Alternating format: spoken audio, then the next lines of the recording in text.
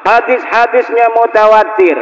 Nabi pergi ke langit pertama, nggak boleh masuk dengan Jibril.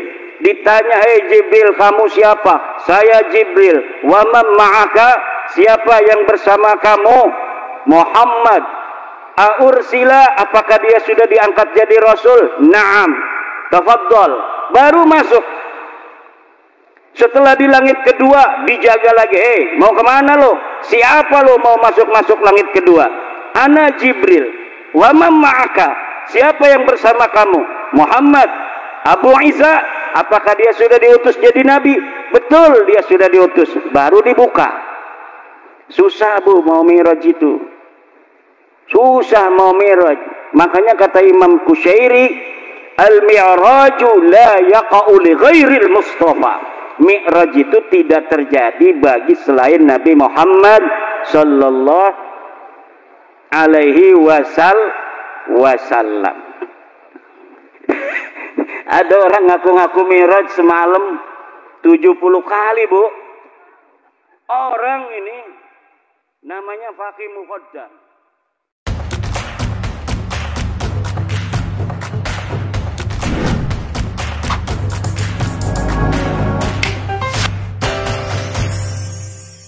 Assalamualaikum warahmatullahi wabarakatuh.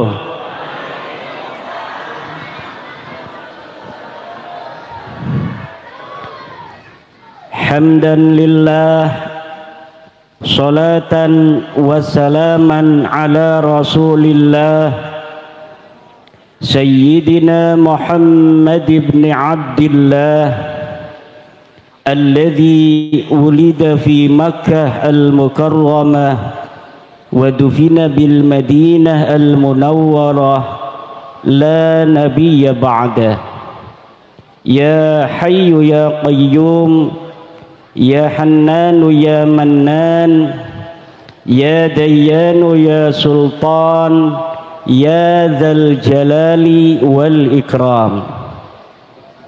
Amma ba'du faya ashabal fadail, hadaratil mukarramin, para tokoh, para kiai, wabil khusus sahibil bait Kiai Haji Muhammad Sulhan, orang tua kita bersama dari Jetis Al-Mukarram, sahibil fadilah Ayahanda Kiai Wahid Mahfuz, Ketua Perjuangan Wali Songo Indonesia Kabupaten Kebumen Kiai Haji Musta'in, Kiai Haji Buntas, Kiai Haji Bahri, Kiai Haji Muntaha, dan seluruh para kiai-kiai yang hadir, Ketua PCNU Kabupaten Kebumen, Ketua Ansor Kabupaten Kebumen, Panglima Banser, Panglima PWI yang mewakili dari Kepolisian Republik Indonesia, Tentara Nasional Indonesia, para kesepuhan Kampung Kaliwungu, Desa Klirong, Desa Kaliwungu, Kecamatan Klirong, Kabupaten, Provinsi, Negara, Presiden, makan siang, alhamdulillah. Baru kali ini selama Indonesia merdeka ada makan siang gratis, alhamdulillah. Ibu-ibu ndak usah masak, suaminya kasih aja makan siang Prabowo gitu, alhamdulillah. Desa Klirong ini, Klirong, Desa Kaliwungu itu di Kendal, ada pondok pesantren Kaliwungu, ada Apik, ada Aris, ada pondoknya Dim dan lain sebagainya. Saya pernah ngaji tafsir Jalalain dengan Asirul Jalil di Kaliwungu.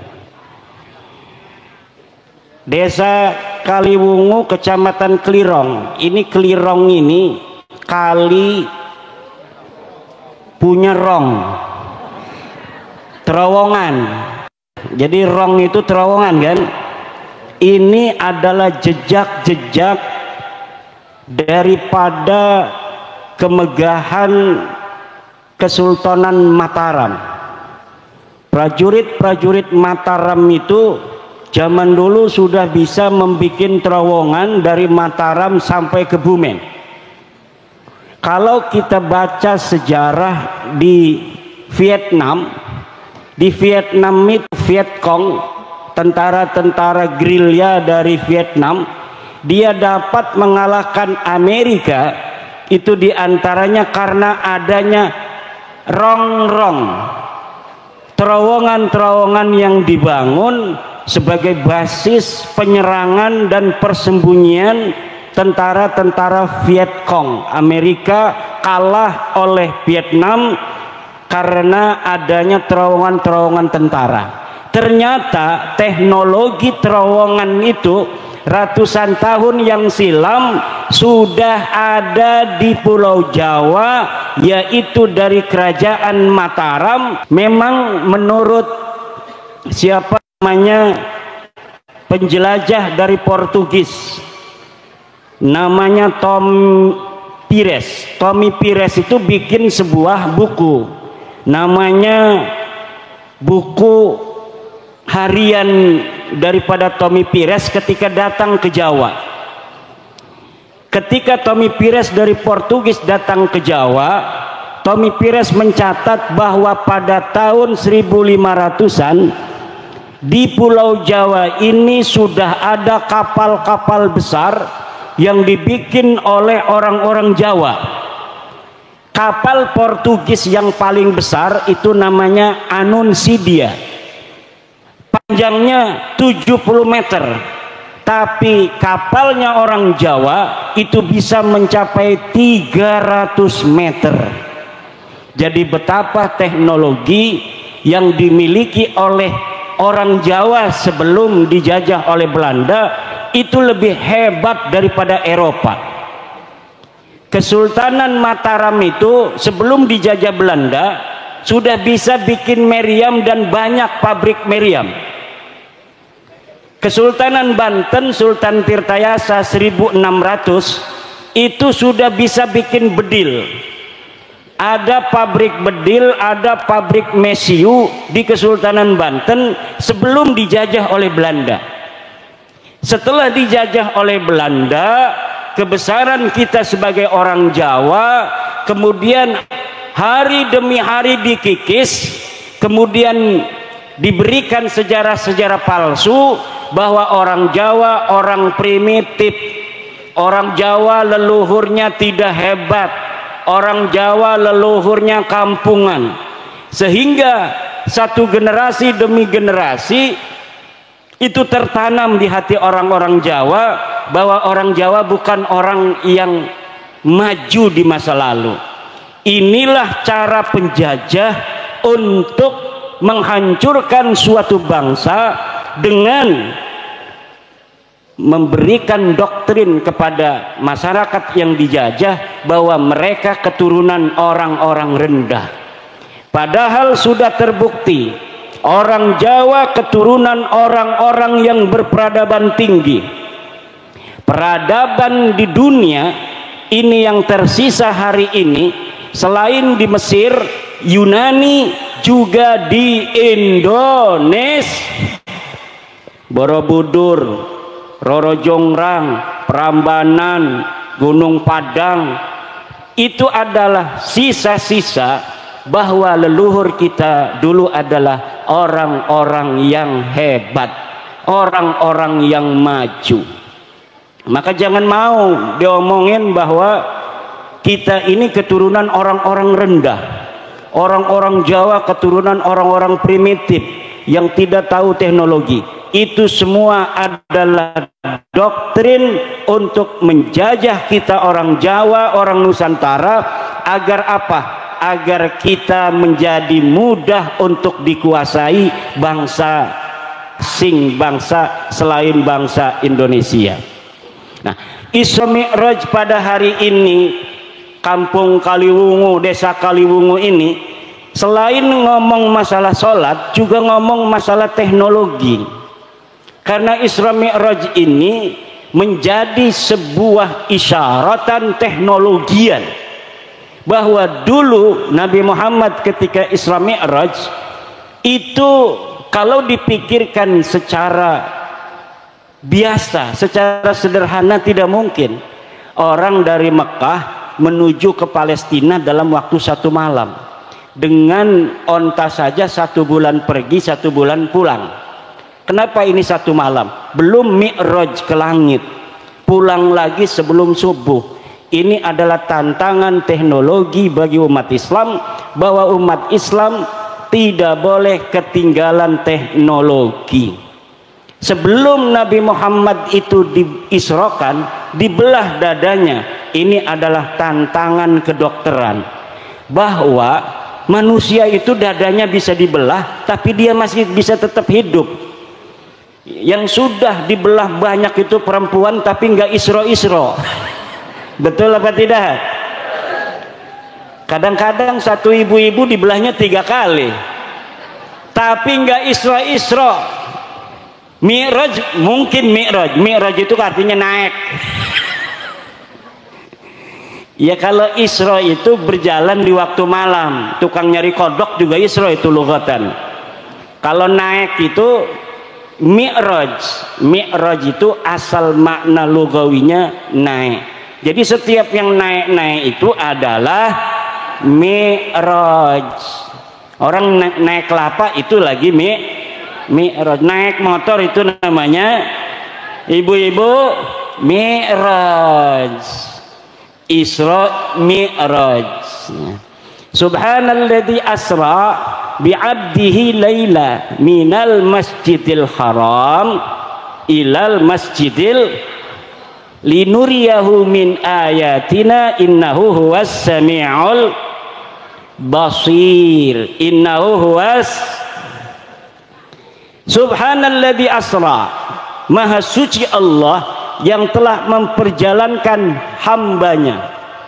Hadaya dulu anna nabiyya urija bil jasadi war ruh li'anna Allah abbara bi 'abdi 'abdun ruhan wa jasadan.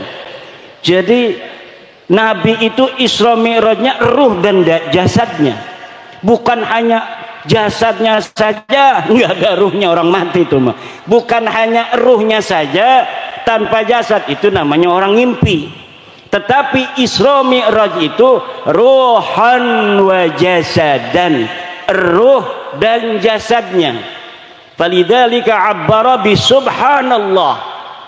Subhanallah ini adalah menunjukkan hal yang besar.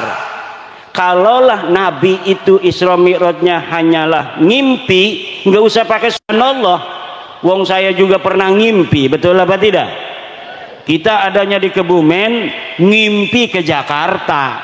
Itu aneh apa tidak? Tidak biasa. Tidak usah pakai subhanallah. Tapi karena Allah mengatakan subhanalladzi hada yadullu ala anna qaunil mi'raj bil jasadi war ruh li'annahu amrun mustaghrab, amrun ajib, sesuatu yang aneh, sesuatu yang luar biasa. Falidzalika abbara bi subhanalladzi. Kalaulah mimpi nggak usah pakai subhana. Nah, ini orang yang tidak percaya Isra Mi'raj ini jangan gegabah, hukumnya kafir, Bu. Kenapa? Karena dalilnya Isra itu qat'iyyud dilalah wa qat'iyul wurud. Qat'i hukumnya. Kalau Mi'raj itu hanya fasek. Orang yang tidak percaya Nabi Muhammad itu Mi'raj jasad dan ruhnya, itu fasik. Tapi tidak percaya pada Mi'rajnya mutlaqan, itu hukumnya kafir. Li'annahu sabitun bil ijma'. Sabitun bil ijma' wa man angkara ma sabata minad dini bil ijma'i fahuwa kafir.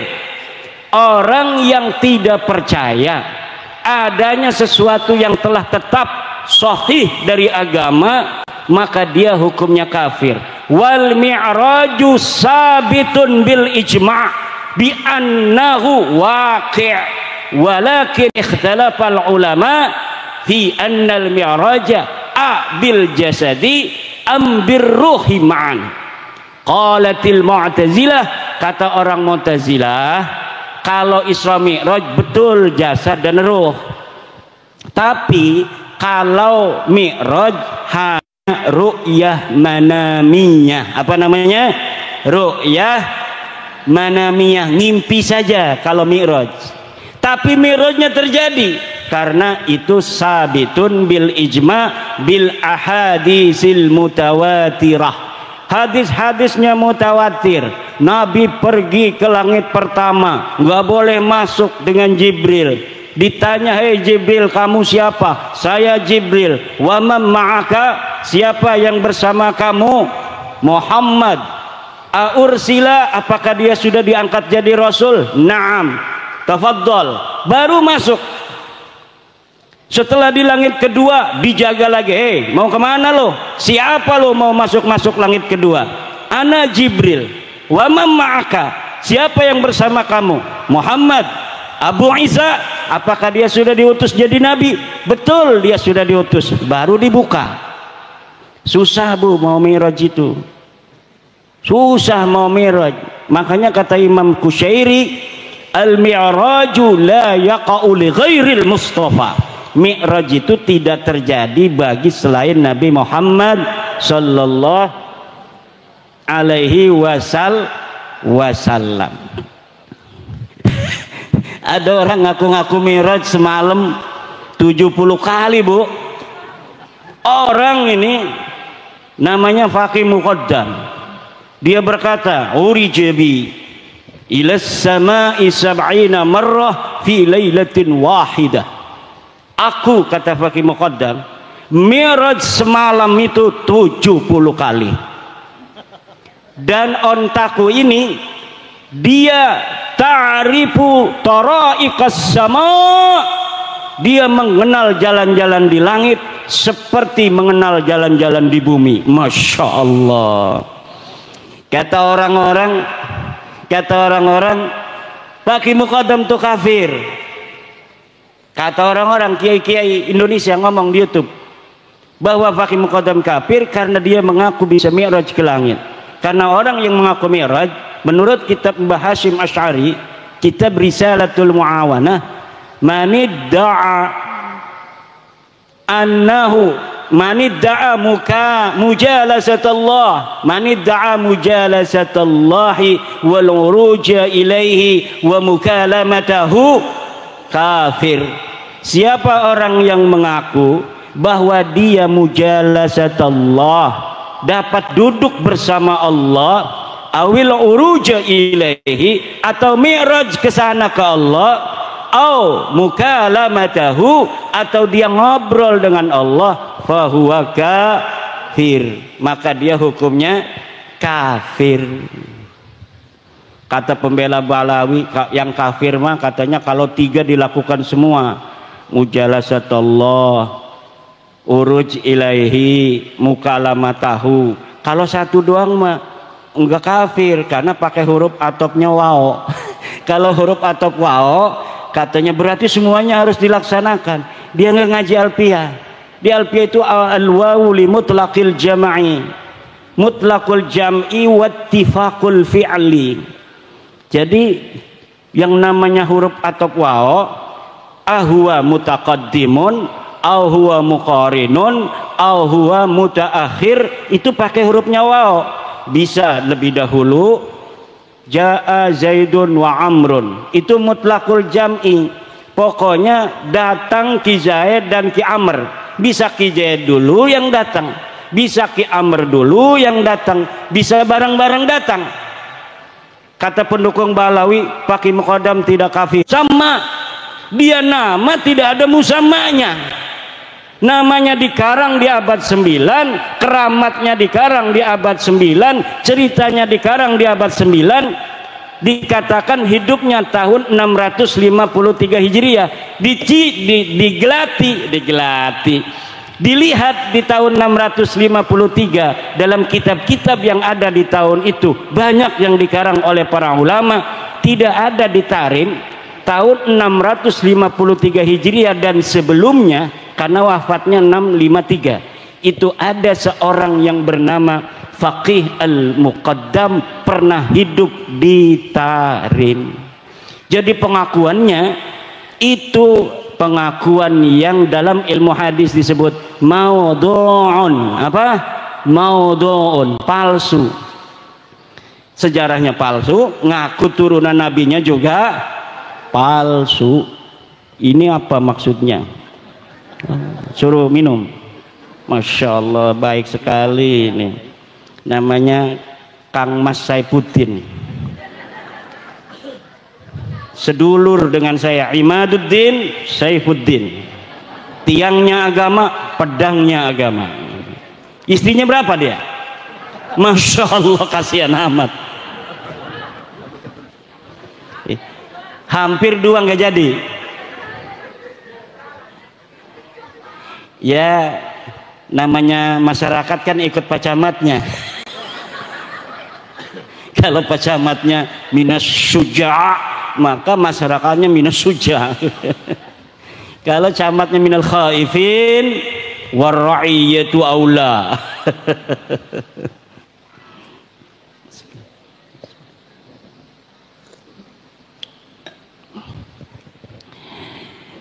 Saya ibu-ibu ngomong pakai muqaddam sebagai orang bayang yang tidak ada sejarahnya, tidak ada sosoknya. Ini disangka dibayar oleh Cina katanya. Ini Kiai Imad ini membatalkan nasab Balawi karena dibayar oleh Cina. Kata saya, urusannya apa Cina sama saya? Apa untungnya Cina itu sama batalnya nasab Balawi? Sekarang kan di Banten lagi ada proyeknya Pak Jokowi dulu, proyek strategis nasional, namanya PIK 2. Saya kan nggak ngomong, mau setuju, mau menerima, mau menolak, saya nggak ngomong. Itu banyak orang-orang yang musuh-musuh Pak Jokowi itu sekarang lagi menolak proyek strategis nasional PIK 2. Lalu karena saya diem aja, tuh lihat Kiai Imad, kalau nasab Habib aja dikejar, tapi adanya penjajah Cina katanya di Tangerang, Banten, dia diem saja. Aktivis-aktivis sudah menolak, tapi Kiai Imad diam saja. Itu tanda bahwa isu nasab ini dibayarin oleh Cina PIK 2 katanya. Bos, itu PIK 2 itu proyeknya Baklawi, bos. Aguan itu orang Cina, tapi yang ngejalanin proyeknya itu Baklawi, namanya Mu'annas Al-Aidid. Dia Baklawi, dia Kabib. Kalau saya ngelihat Baklawinya, saya langsung nolak. Tapi orang nolak, orang menerima itu harus tahu apa yang ditolak, harus tahu apa yang diterima. Jangan kita nggak ngerti apa-apa kita menerima, jangan kita nggak tahu apa-apa kita menolak. Saya nggak ngerti PIK 2 ini jenis kelaminnya apa, ini makhluk model apa ini PIK 2. Kenapa? Karena saya belum mendapat penjelasan sebenarnya seperti apa, proyeknya apa, manfaatnya apa, kerugiannya masyarakat apa kalau diterima. Kalau sudah ada ilmu koma bi al ilmu bi PIK wa PSN, baru kita boleh mengatakan menerima, boleh mengatakan menolak. Karena saya komisi fatwa, ketua komisi fatwa Majelis Ulama Indonesia Provinsi Banten, kemarin saya di SMS, Kiai hari Minggu tolong survei di PIK. Ini dari perintah MUI Banten. Nanti komisi fatwa yang menentukan secara maqasidus syariah apakah diterima ataukah tidak. Kata saya, buat apa kalau kita terjun ke lapangan tapi tidak tahu master plan-nya apa? Saya mohon dikirimkan dari PIK gimana, dari bapedanya gimana, dan alhamdulillah sudah dikirimkan baru kemarin di mobil. Saya baca, tinggal saya terjun ke lapangan, baru setelah kita tasawur. Nah, kita menentukan hukum itu harus tasawur. Al-hukmu bisyai'i far'un an tasawurihi. Menghukumi sesuatu adalah cabang dari tasawurnya. Kalau kita menghukumi sesuatu, menerima atau menolak tanpa tahu tasawurnya, maka itu orang gendeng. Tasawurnya dulu, tasdiknya dulu, lalu bagaimana manfaatnya, mudaratnya kita timbang secara maqasidus syariah, baru kita menentukan sikap. Tapi banyak orang yang kesusu, belum apa-apa menerima, belum apa-apa menolak. Lah harus ditimbang. Setiap proyek yang dijalankan oleh negara pasti tujuannya kesejahteraan rakyat, Bu. Kalaupun ada di bawah itu hal-hal yang tidak sesuai dengan aturan, itu teknis lapangan, harus diselesaikan secara lapangan. Nah, kalau misalnya harus menunggu secara konvensional, itu Banten Utara yang sekarang mau dibangun itu kalau ngandalin Pemda kabupaten itu mungkin 100 tahun lagi baru bisa dibangun. Makanya ibu-ibu, kalau ada pembangunan dari pemerintah, terima dulu, nanti dilihat madarat manfaatnya, jangan nolak aja, nanti nggak maju-maju. Pak Camat mau bikin jalan, nih apa nih tujuan Pak Camat, kita tolak karena mungkin Pak Camat ini mau nyari untung. Jangan begitu, maslahatnya buat rakyat, maslahatnya buat masyarakat. Jadi sekali lagi, bahas nasab ini bukan karena sesuatu hal di lain kita. Ini adalah intern Nahdlatul Ulama. Karena yang masih percaya Habib putune Nabi ku ya cuma NU. Wong lian mau wis ora percaya Habib iku putune Nabi sing jaman bengen. Muhammadiyah iku ora percaya Habib putune Nabi sing bengen. Makanya Muhammadiyah sugih 300 triliun duwe duwite ga. Muhammadiyah duwe duwite 300 triliun, Bapak. Al-Irsyad orangnya sekarang intelek. Kenapa Al-Irsyad itu intelek, kaya? Karena mereka sing bengen wis ora percaya Habib putune Nabi. Lah wong NU masih mekenen bae. Nang apa? Duitnya kaken didawir. Nah, fenomena wong ngaku putune Nabi tapi akhlake adoh karo Kanjeng Nabi ku dadi bingung. Lah lamun kita ngedeleng Gus-gus ki ya, anaknya kiai akhlaknya kayak kiai, tawadu, ngajine kewakel, sampai diajarine kedudune ngabae dilempar ning pondok sejen. Supaya apa dilempar ning pondok sejen? Supaya ngerasani premen dadi santri, mangan asal lana, turu asal turu, ngising asal ngising. Iku santri. Lah anak kiai didokoni pondok sejen niku supaya ngerasani ari ilmu mah kiai negake ilmune, tetapi dudu hanya ilmu. Adoh saring wong tua niku membentuk karakter, adoh karo wong tua membentuk kemandirian. Weruh artine anane wong tua iku berharga lamun anak kita wis mondok, Bu. Kalau anak kita dipondokin, dia akan merasa bahwa orang tua itu penting. Ibu bapak hadirin ma'asyiral muslimin rahimakumullah. Karena orang NU ini percaya dengan adanya keturunan Nabi, bahwa turunan Nabi ila yaumil qiyamah ada. Turunan Nabi walaupun dari jalur Siti Fatimah perempuan, bagi kita Nahdlatul Ulama itu tetap dianggap keturunan Nabi. Sampai kiamat nanti Imam Mahdi akan muncul dari keturunan Siti Fatimah radhiyallahu anha. Engkau bu kiamat ku anak perang besar. Wong Banten, wong Kebumen jadi siji di bawah bendera Imam Mahdi. Siapa namanya? Imam Mahdi. Iki putune Kanjeng Nabi. Arane Muhammad, abahe Abdullah, lahir ning akhir zaman.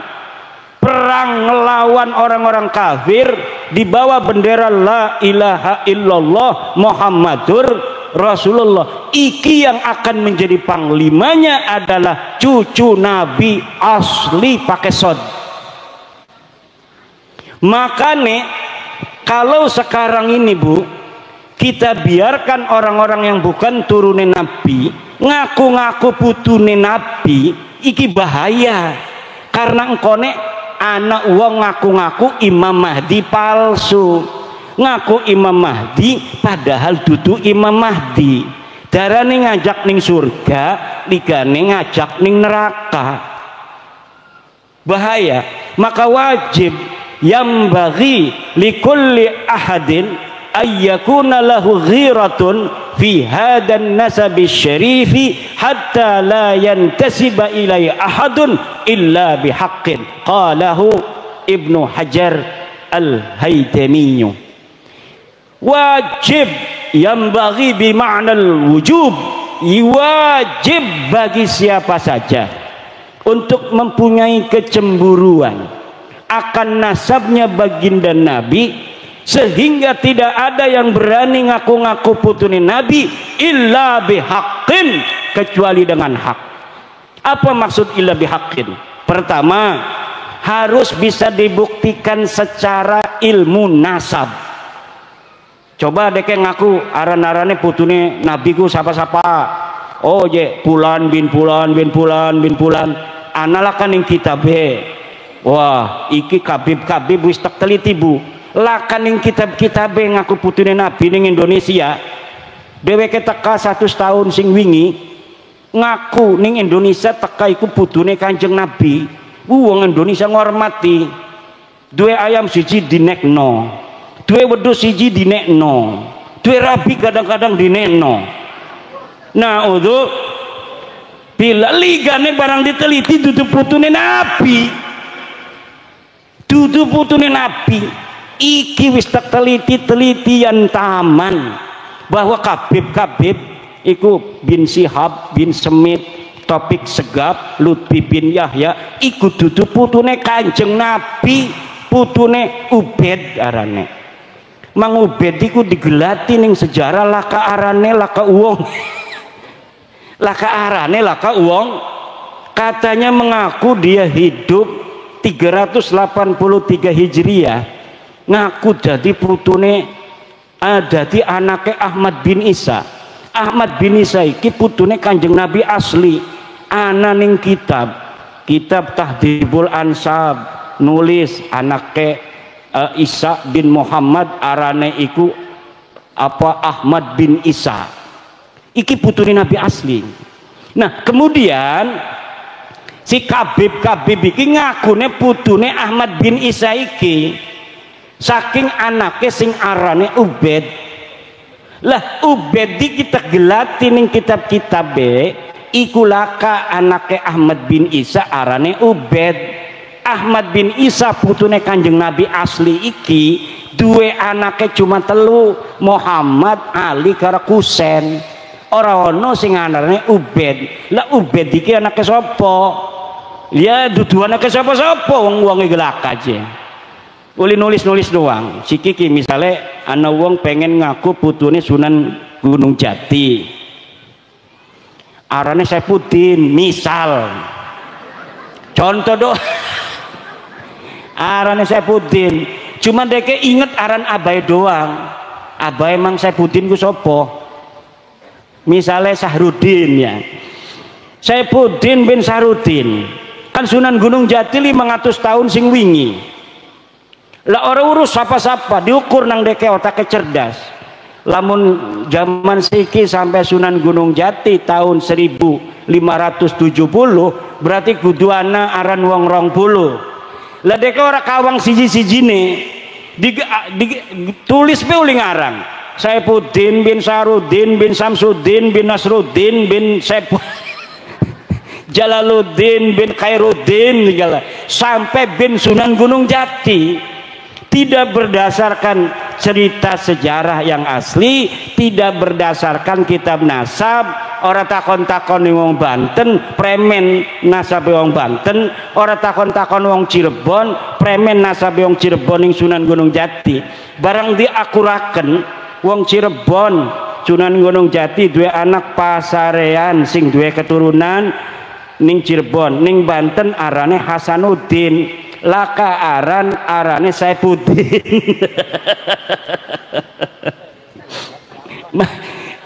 Iki mang jere mang Saifuddin si kiki ngakuni Sunan Gunung Jati deke Saifuddin bin Binanu bin Saifuddin maning bin Sunan Gunung Jati.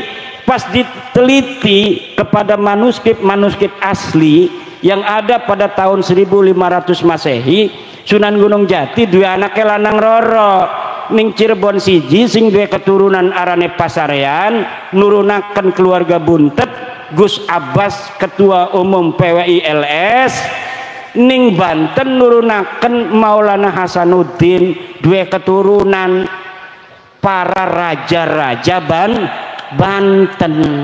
Laka anak Sunan Gunung Jati arane Saifuddin. Lah iki kira-kira diterima ta boten ku? Mang Saifuddin ngaku putune Kanjeng Nabi, putune Sunan Gunung Jati setelah 550 tahun dari hidupnya Sunan Gunung Jati. Sementara kitab-kitab yang ada menerangkan anak yang berketurunan laki-laki dari Sunan Gunung Jati cuma Pangeran Pasarean dan Maulana Hasanuddin Banten. Pasti kiaran Saifuddin ngakune Saifuddin niki anak Sunan Gunung Jati mbeke lahir di dokoning perahu, kemudian di tengah kening laut kegawa sampai kali manjing ning Kebumen, terus barang wis manjing ning Kebumen dijukut nang wong Kaliwungu ko makame digawe nang Kang Saifuddin makame ning Kaliwungu, makam Pangeran Saifuddin bin Sunan Gunung Jati Syarif Hidayatullah. Ya wong ari sing bloon mah percaya bah. Wih jere wong-wong lian sing ora percaya, wah iki palsu iki guys. Aja suudon ning wong Islam kudu husnudon. Wis dipercaya be menawi teh bener, bukan duraka kewalat sirah ning Mang Saifuddin. Lah siki ge mengkonon, Bu. Saya bawa dalil nih bahwa pengakuan KB Balawi sing ngaku putune Nabi itu palsu. Deke ngaku ning tahun 895 mulai ditulis oleh Ali Asakron.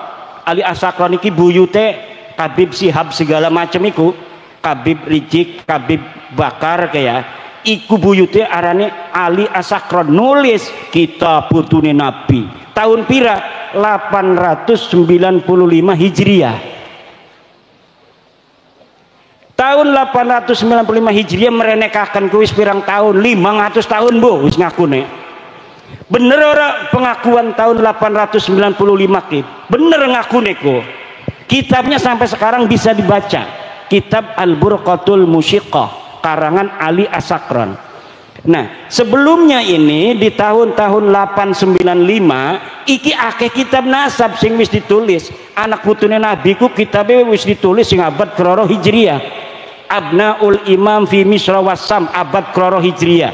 Ditulis Ibrahim Toba-Toba tahun 199 Hijriah.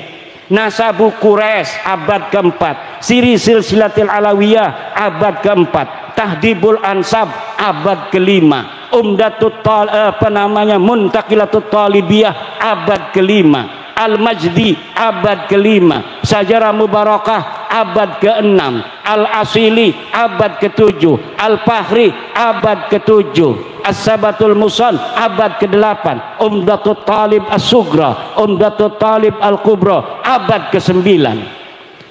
Dari mulai abad ke-9 sampai abad ke-3 ke-4 itu tidak ada Ahmad bin Isa ditulis punya anak namanya Ubed.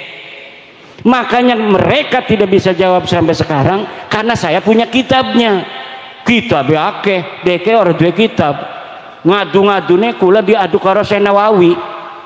Senawawi telah berkata di dalam kitabnya. Senawawiku anaknya Kiai Umar. Kiai Umar iku wong tenara karo kresek iku parak Bu, tetangga. Ngajine ning ponakan buyut kula arane Kiai Ayib. Kiai Umar ngaji ning Kiai Ayib. Syekh Nawawi digawa-gawa sing cilik melik pinter luwih. Kiai Ayib ngajine Bidayatul Hidayah. Nyeluke Bidayatul Hidayah. Dimarahin nang Syekh Nawawi masih cilik, wis ngaji amil. Jere Syekh Nawawi ning Kiai Umar, "Bah, gurune abahku goblok je." Nang apa tatong diarani goblok iku Kiai Ayib? Karena deke maca Bidayatul Hidayah. Harus bah dibacanya Bidayatil Hidayah karena ana huruf jerbe. Karena mereka ngaji amil an-naul awwalu hurufun tajurrul isma faqat wa hiya al-ba'u wa min wa ilaka. Al-ba'u iki huruf jer. Setiap kalimat kependak B wajib dibaca jer. Bil madrasati, orang uli dibaca bil madrasatu. Iku diajari nang abae. Senawawi diajari nang abae mekonon lagi ngaji amil. Barang gurune abae maca Bidayatul Hidayah disalahna. Ngakune orang bisa aja gurune abahku. Laporan Kiai Umar ning Kiai Ayib. Kiai Ayib kong kresek. Jere Kiai Umar, Yai Nawawi ki nyalahaken Yai, nyalahaken premen. Ngakune Yai ku salah macane Bidayatul Hidayah, kudune Bidayatil Hidayah. Jere Kiai Ayib iki bakal pinter luwih ki anak kira ki. Pondokaken masih cilik dipondokaken ning Kiai Sahal. Ki Sahal iku anane ning Lopang Serang. Ki Sahal iki misanan malih kelawan Kiai Ayib. Iki Kiai Sahal punya murid Syekh Nawawi sekaligus ponakannya. Karena adiknya Kiai Sahal itu namanya Zubaidah adalah ibu daripada Syekh Nawawi Tanara Al-Bantani. Akhirnya apa? Mondok 5 tahun ning Serang langsung pengen ngaji ning Mekah. Pinter luwih Syekh Nawawi. Umure mbeke 15 tahun lebih iku wis pengen ning Mekah. Syekh Nawawi Tanara. Wong Kebumen mondok ning Ploso baik rasane adoh. Mondok ning Ploso aduh je mondok ning Ploso. Lah wong bengen mah mondok ini Mekah Bu. Pada ning Mekah tahun 1945 sejak merdeka ku. Wong Banten wis ora pada mondok ning Mekah. Lemaune mah pada ning Mekah. Sing barang tahun 1634 wong kresek iku mondok ning Mekah. Buyut kula 1634 iku sane ning Mekah. Kita masih ana ning Perpusnas. Arane Al-Mawahib Ar-Rabbaniyah lil As'ilah Al-Jawiyah. Iku ditulis oleh buyut kula tapi duduk karangan dewe. Kitabnya karangan Ibnu Allan. Ibnu Allan mufti Mekah tahun 1634. Uangnya ora duit tetapi jadi kaya raya. Kenapa?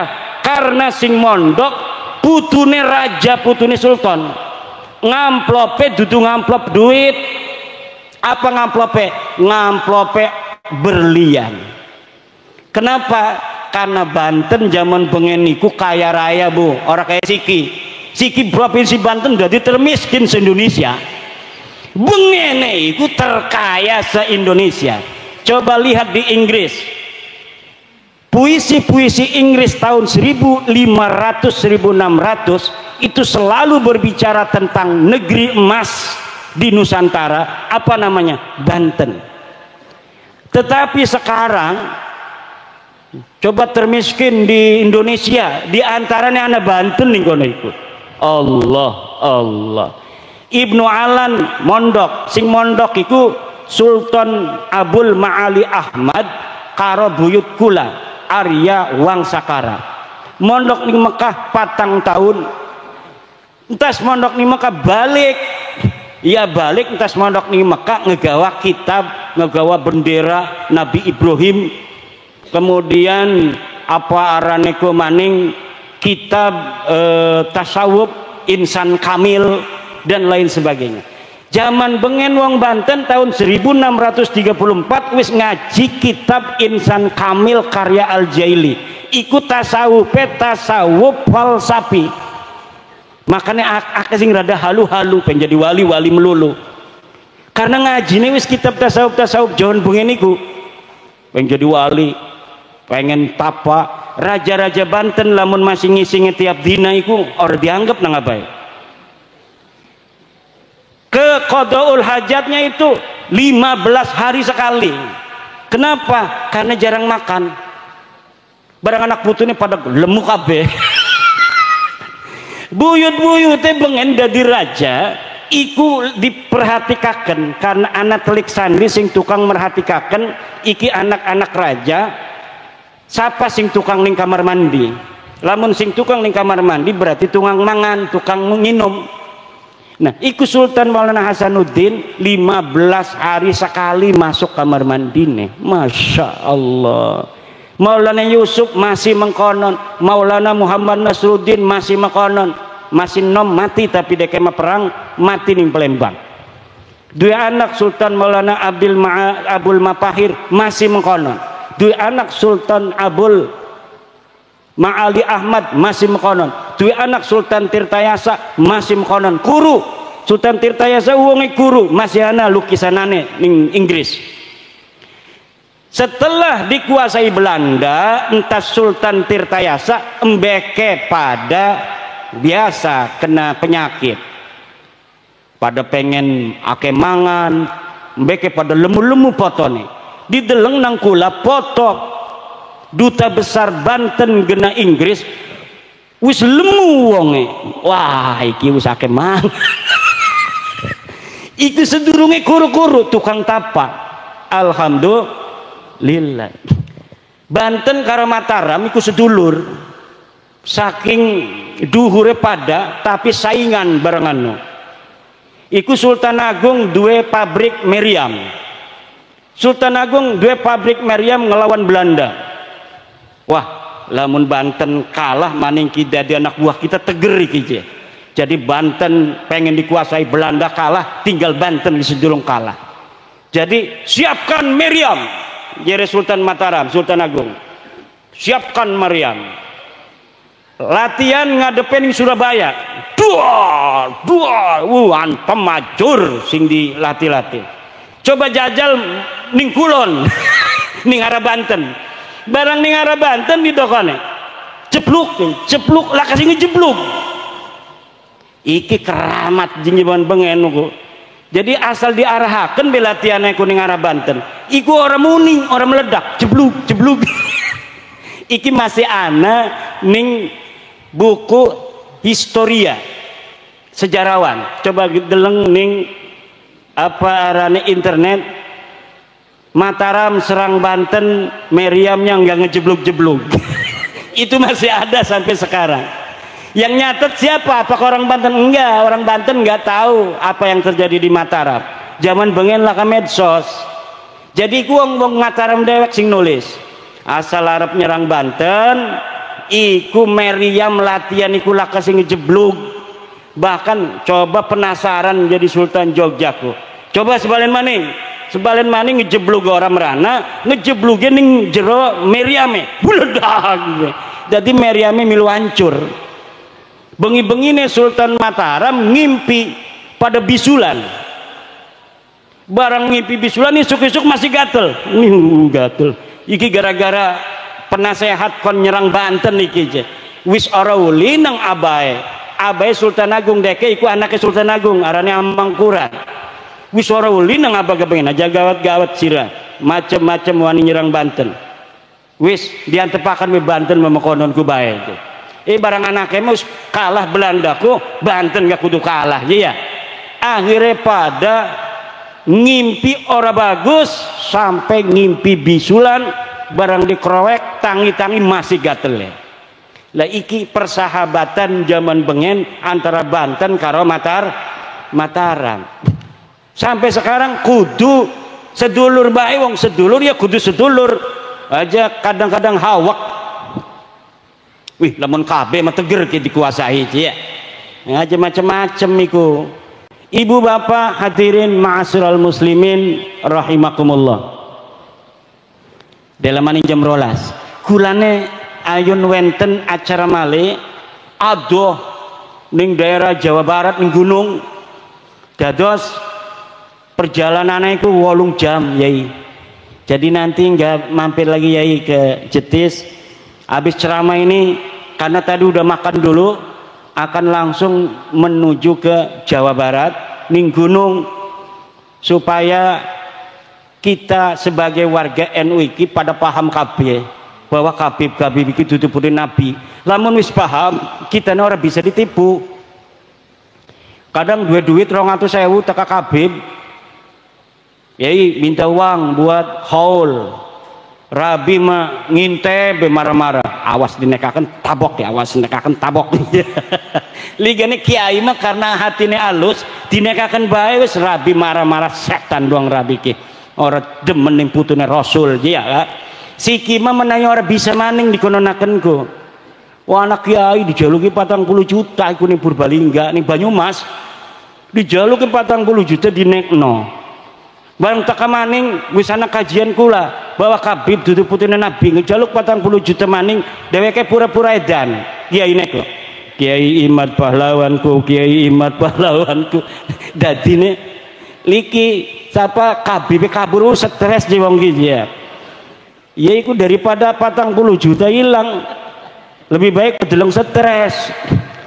Makanya ibu-ibu dan bapak-bapak insya Allah kajian ilmiah iki senajan sebenarnya iki kajian ilmiah orang perlu anak pengawalan daripada laskar-laskar karena kajian ilmiah itu kalau sudah jadi kajian ilmiah sebenarnya ya sudah, tetapi ini ada aksiologis kaitan kemanfaatan dengan masyarakat di mana sebuah kajian memiliki relasi kepentingan masyarakat di mana sebuah pengakuan cucu Nabi ini berkaitan dengan hal-hal spiritual. Orang kalau sudah ada orang ngaku cucunya Nabi, maka orang yang merasa umatnya Nabi Muhammad akan terdorong untuk mengabdi, terdorong untuk menghormati, mentakzimi. Nah, dari pengakuan ini oleh sebagian orang dimanfaatkan untuk memeras, untuk membohongi, untuk mengeksplorasi, untuk menguasai dan lain sebagainya. Sejarah dipalsukakan meneng bae lah kasing wani. Wis weruning desane iku laka Mbah bin Yahya. Tiba-tiba ana sing ngomong iki ning kene ana makame bin Yahya. Lah kasing wani kiai ne gawut dining putune Kanjeng Nabi. Kawin karo sapa mrene iku digawa sapa. Lamun laka sejarah mekonon wis iku berarti makam palsu. Apa tujuanane? Tujuannya deke supaya diaku nang wong kono. Engkone wong konone ngerasa oh iki ki bengen sing mendirikan kampung kita. Karena ku diucapaken ning konone Umar bin Yahya wafat tahun 1500. Sedang siki wis 2025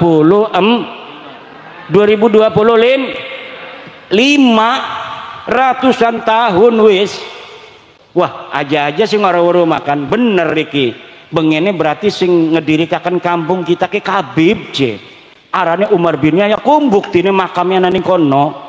Jadi barang teka wong ngaku putune Umar bin Yahya iki watu wong kampung Kaliwungu pada ngormati kabeh. Ikilah pendiri daripada kampung kita ki anak putuneku dihormati. Ana sing mai lepet, ana sing mai sintrong, ana sing mai duren, ana sing mai duit, ana sing wis segala-gala. Balik dheweke, "Hoi mobil penuh, alhamdulillah." lillah. Ku supaya makanan ku bu nipu-nipu neko. Sedang wong Jawa iki diajarine tata krama terima kasih ning wong sing wis pernah berjasa. Man lam yaskurin nasa lam yaskurillah. Orang yang tidak bersyukur kepada manusia, dia tidak bersyukur kepada Allah. Jadine wong kita kene mah nang apa uang baik iku sing nyaman bengen abae anaknya dihormati karena ngerasa terima kasih ning abatuane bengen. Nang apa anak-anak kiai gampang dihormati nang para wong desa karena inget abae bengen gitu badan. Nah siki anak wong ngaku putune nabi komo pisan wong anak kiai be dihormati komo ngaku putune Kanjeng Nabi. Lalamun uangnya bener putune Nabi izin, ketika dia ketahuan cucunya Nabi dia malu menyembunyikan diri nggak ngaku-ngaku. Lamun putu asli ciri-cirinya makonon, lamun putu palsu mereka teka assalamualaikum ana Ali bin Husain bin Yahya ana min dzurriyyati Rasul ana min ahli bait ana mau haul ana akan ngundang para ulama habaib. Biasanya habisnya 40 sapi 500 kambing. Udah kiai sapi aja 2, kiai sapi aja 2. Kalau kiainya model saya nggak punya duit aman. Tapi kalau kiainya model Kiai Wahib yang banyak duitnya, waduh, sapi minimal mintanya 2, 1 dikasih itu. Gitu badan. Kalau datang ke saya nggak punya duit ya susah. Tapi kalau kiainya yang punya duit, mahabbah kepada nabinya tinggi, gampang dibohongi, gampang tipu. Bapak Camat pengen naik jadi bupati. Insya Allah tidak pakai partai lagi, nanti akan jadi bupati. Kata Pak Camat, goblok lo, orang jadi bupati harus punya partai. Katanya nggak usah, nanti akan jadi bupati sendiri, paling jadi PJ itu. Tapi ada maharnya Pak Camat. Maharnya itu cukuplah kalia, karena bupati paling kalia. Tapi kalau presiden mau nyalon presiden datang kepada cucu Nabi, Allah, masya Allah, alhamdulillah, khair, Alphard, mintanya Alphard itu kalau calon presiden gitu. Tapi kalau calon lurah ya biasalah motor Honda gitu. HP kalau pengen jadi RT itu. Ya jadi yang model-model begini yang tidak baiknya insya Allah dengan adanya kajian ini orang-orang baiknya juga ada dari mereka. Tapi banyak yang gak baik begini yang keliling-keliling ini nanti tidak akan ada jalan lagi untuk menipu masyarakat wabil khusus Nahdlatul Ulama. Karena kalau orang Muhammadiyah wis ora percaya sing bengen makanya sugi-sugi. Wong Ali Irsad ora percaya, wong HTI ku ora percaya, wong PKS ku ora percaya senajan sikine baturan kayak kuma kepentingan politik, atine mah dek ora percaya. Tapi wong NU senajan sejen pilihan presidene, senajan sejen partai ye, lamun ana wong aku turunan Nabi, iku pasti dihormati. Kenapa? Karena cinta kepada baginda Nabi. Oleh karena itu kita harus semuanya mempunyai kepedulian, ustadznya di kampung, kiainya, pemudanya, ansornya, MWC-nya, untuk memberi kesadaran pada masyarakat. Jangan mudah percaya pada orang-orang yang mengaku cucunya Nabi. Takoni lamun deke ngaku putune Nabi, haplogrupnya apa? Kalau bilang haplogrupnya J1, kemungkinan besar cucu Nabi. Tapi Kabib iki wis dites DNA, iku haplogrupe G. Iku wong India. Wong India pindahan sing Kaukasus, pindah sing Kaukasus ning India, pindah ning Oman ning Mirbat, pindah ning Yaman. Iku dudu wong Yaman acan. Dudu wong Arab acan, wong endi? Wong India. Makane Najwa Shihab wis di tes DNA deleng ning internet, hasil DNA Najwa Shihab iku 48% mitokondrianya itu berasal dari India, dudu wong Arab. Mudah-mudahan barokah semua orang Kaliwungu sama Allah Subhanahu wa taala diangkat derajatnya, sugi kabeh, anaknya jadi kiai, jadi presiden, nambah kabeh rabine, amin. Terutama Kang Saifuddin rabine marah aja digaweni durian kiai mengkonon kucing. Ibu bapak hadirin masyaallah muslimin rahimakumullah, nuhun para kiai, mohon maaf bercanda-bercandanya karena kita ngerasani dudu wong liyan karo wong Kebumen ngomongnya mirip karo wong Jawa ning Banten. Semoga tali persaudaraan ini tidak akan selesai sampai terus ila yaumil qiyamah. Bangsa Indonesia semuanya barokah dengan negara Pancasila dan Nahdlatul Ulama. Wallahu huwal muwaffiqu ila aqwami thoriqin. Wassalamualaikum warahmatullahi wabarakatuh.